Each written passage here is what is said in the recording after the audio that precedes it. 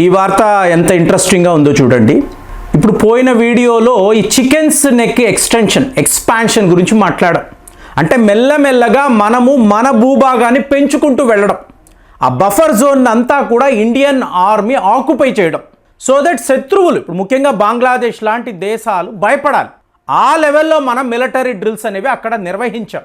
ఇప్పుడు ఇంకొక వైపు అంటే భారత్ ఏదో ఒక పెద్ద పని చెయ్యబోతుందని అనడానికి ఇదంతా కూడా సంకేతాలు. ఇప్పుడు ఈ లడాక్ టెరిటరీ అంటాం చూసారా, 2020 నుంచి కూడా చైనా వాడితో మనకున్న స్టాండ్ ఆఫ్, ఇక్కడే గొడవలు. సో ఇప్పుడు ఈ లడాక్ టెరిటరీ వద్ద చాలా ఒక పెద్ద పని జరగబోతుంది, ఒక మేజర్ డెవలప్మెంట్ అని చెప్పాలి. ఇప్పుడు లడాక్ అన్నప్పుడు మీకు 2 జిల్లాలండి. ఒక జిల్లా ఏంటంటే లేగ్, అలాగే ఇంకొక జిల్లా కార్గిల్. సో కార్గిల్ యుద్ధం మనందరికీ కూడా తెలుసు. సో అలాంటిది అక్కడ మీకు 2 పొలిటికల్ పార్టీస్, ఒక పార్టీ మీకు లేగ్ అపెక్స్ బాడీ అని అంటారు, అలాగే ఇంకొక political party Kargil democratic alliance అని అంటారు. ఇప్పుడు వీళ్ళు ఒక కొత్త రకమైన డిమాండ్ అనేది పెట్టారు. అంటే ఇప్పుడు వీళ్ళు మోదీ గవర్నమెంట్కి ఒక అపీల్, ఒక మెమరాండం అనేది ఇచ్చారు. ఇందులో వీళ్ళు ఏం మాట్లాడుతున్నారు అంటే, మా లడాక్ అనేది ఇక్కడ మాత్రమే కాదండి, చైనా వాడు వచ్చాడు, బెదిరించాడు, మీరు వచ్చి వాళ్ళని ఆపగలిగారు, కానీ ఇది ఒక భాగము మాత్రమే. మా లడాక్కు సంబంధించిన ఇంకొక భాగము గిల్జిట్ బల్టిస్తాన్ అంటారు. ఈ గిల్జిట్ బల్టిస్తాన్ ప్రస్తుతము పాకిస్తాన్ ఆక్రమిత కాశ్మీర్లో ఉన్నట్టుగా వాళ్ళు చెప్తున్నారు. ఇంకా ఈ పాకిస్తాన్ వాడు ఈ ప్రాంతాన్ని ఆక్రమించుకొని ఉంచడము ఏమిటి, మీరు చూస్తూ ఉండడం ఏంటి? అది మా లడాక్ కదా, గిల్జిట్ బల్టిస్తాన్ అంటే మాది, కాబట్టి మా భూభాగము మాకు కావాలి, మేము అక్కడికి వెళతాము అంటే ఆ పక్కన ఉండే గ్రామాలంతా ఉన్నాయి చూసారా, ఆ గ్రామాలను మాతో కలిపేసుకుంటాం. సో అప్పుడు మీరు చూసారనుకోండి, లడాక్ అనేది గిల్జిట్ బల్టిస్తాన్ దాకా కూడా ఉంటుంది. మరి దీన్ని పాకిస్తాన్ వాడు ఒప్పుకోడు కదా, వాడు ఒప్పుకోవడం ఏంటి? ఇప్పుడు ఇవాళ చైనా నుంచి మీకు ఈ లాజిస్టిక్స్కి సంబంధించిన ట్రక్కులు వస్తున్నాయి. ఎక్కడికి? హూన్సా అనబడే ప్రాంతం, హూన్సా అవానీ అంటారు. ఇక్కడికి వచ్చినప్పుడు ఏంటి, హూన్సా అవానీ అనేది లడాక్లో ఒక భాగం, మీకు ఆది శంకరాచార్యుడు తిరిగిన ప్రాంతం. ఇవాళ అది పాకిస్తాన్ ఆక్రమిత కాశ్మీర్లో ఉంది. వచ్చినప్పుడు వీళ్ళు ఏం చేశారు, టోటల్గా ట్రక్కులను ఆపేశారు. ఇది మా భూభాగము, ఇందులోకి చైనా ట్రక్కులు రాకూడదు. పాకిస్తాన్ వాడు వెళ్ళి ఏంటి మీరు ఇలా ఆపుతాడు, నువ్వెవడో ఆపడానికి, ఇది ఇండియా భూభాగం, నువ్వెవడరా ఆపడానికి. సో చాలా పెద్ద లెవెల్లో గొడవలు. వీళ్ళు రోడ్ల మీదకి వచ్చి పెద్ద ధర్నాలు చేసి మేము ఇండియాతో కలిసిపోతాము, కార్గిల్ గేట్ను ఓపెన్ చేయండి, లేగ్ వైపు మేము వెళ్ళిపోతాము. సో ఇప్పుడు ఇక్కడ మన హోమ్ మినిస్ట్రీ ఉంటుంది కదా, హోమ్ మినిస్ట్రీ అమిత్ షా గారు, ఈయన ఏం మాట్లాడుతున్నారు, ఆల్రెడీ 2 జిల్లాలు కదండి, లేగ్ కార్గిల్ అన్నాము కదా, ఇంకొక 5 జిల్లాలను ఇక్కడ మేము సృష్టించబోతున్నాము. సో ఇంకొక 5 టోటల్గా ఏమైంది, 7 జిల్లాలు. అంటే లడాక్ను మెల్లమెల్లగా, ఇది చైనా మోడల్ అండి. చైనా వాడు ఏం చేస్తాడు, శత్రువుకే తెలియకుండా మెల్లమెల్లగా ముందుకు వస్తూ ఉంటాడు. ఒక స్టేజ్లో వాళ్ళు రియలైజ్ అవుతారు, అప్పటికి ఇది మాది అని చెప్తాడు. మనం అలాంటిది ఏం చేయడం లేదు, ముందుకైతే వెళుతున్నాం, కానీ ఈ భూభాగాలంతా మనదే కదా. ఇప్పుడు రష్యా వాళ్ళు యుక్రెయిన్ ఇన్వేట్ చేశారు అంటే వీళ్ళు చెప్తున్న డోన్బాస్క్ రీజియన్ ఎవరిదండి, రష్యా వాళ్ళదే. మా ప్రాంతాన్ని మేము వెనక్కి తెచ్చుకుంటున్నాం.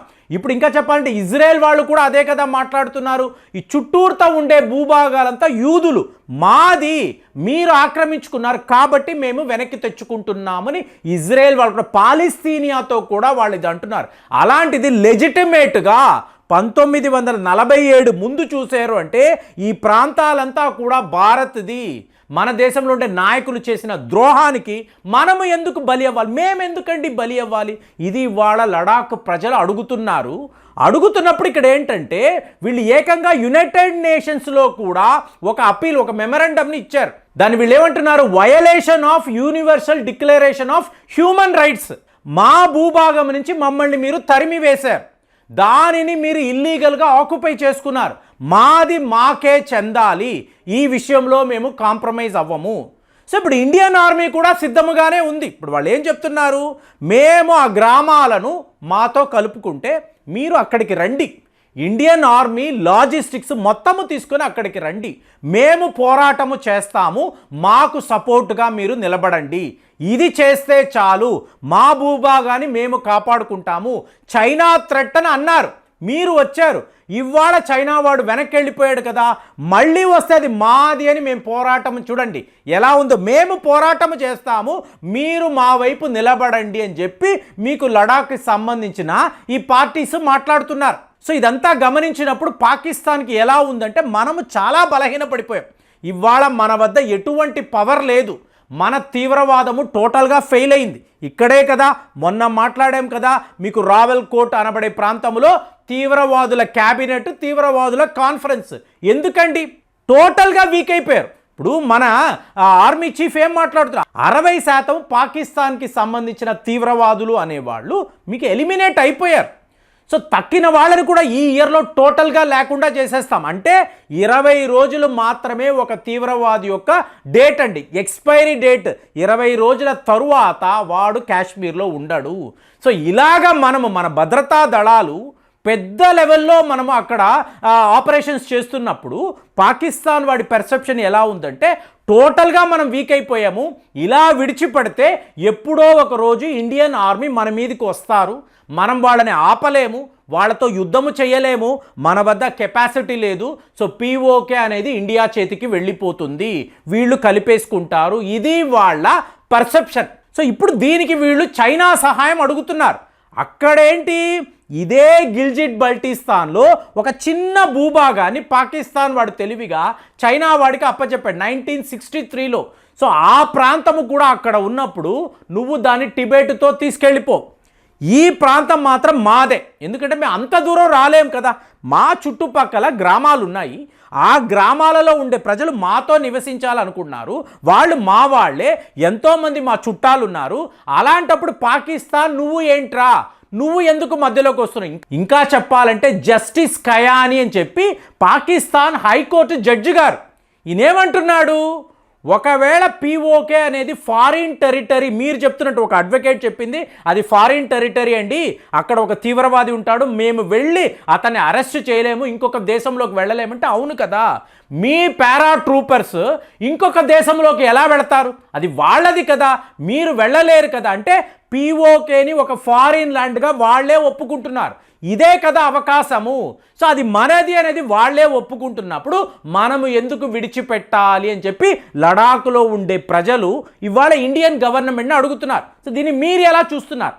ఇప్పుడు వాళ్ళు చెప్తున్నది మీకు లెజిటిమేట్ రైట్, మా ప్రాంతంలో ఇంకొకడు వచ్చాడు, వాడు ఆక్రమించుకున్నాడు, సో మన వాళ్ళు చూస్తూ ఊరుకున్నారు, ఇవాళ కుదరదు కదా, ఇవాళ ఆ భూభాగాన్ని మళ్ళీ మనం తెచ్చుకోవాలి కదా, ఎవడు మనల్ని ఆపేది, మనకు సత్తా లేదా, బలము లేదా, మన వద్ద ఆయుధాలు లేవా, సర్వము ఉన్నప్పుడు, శత్రువు బలహీనముగా ఉన్నప్పుడు మన ప్రాంతాలను మనం పొందే తీరాలి అని చెప్పి లడాఖ్ వాసులు ఇవాళ ఇండియన్ గవర్నమెంట్ ముందు ఒక చాలా పెద్ద ప్రపోజల్ పెట్టారు.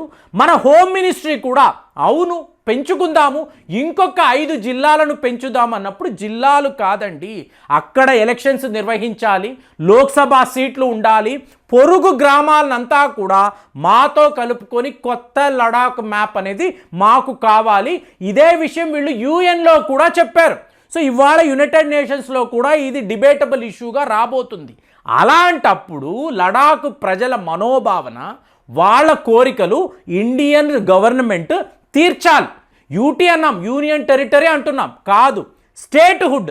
లడాఖ్ ఒక రాష్ట్రము, ఆ రాష్ట్రములో ఈ గ్రామాలంతా కూడా చేరాలి, ఇది వీళ్ళ డిమాండ్. మరి దీనిని అడిగినట్టే మీరు ఎలా చూస్తున్నారు? లడాఖ్ ప్రజలు ఇలాగ పీఓకే దాకా వెళ్ళాలి, గిల్జిట్ బల్టిస్తాన్ని మనతో కలుపుకోవాలని ఓపెన్గా పొలిటికల్గా ప్రజల ప్రొటెస్ట్ ద్వారా తెలిపితే మనం ఈ పని చెయ్యాలా చేయకూడదా ఆలోచించి కామెంట్స్లో రాయండి. మళ్ళీ వచ్చే వీడియోలో కలుద్దాం. జై హింద్.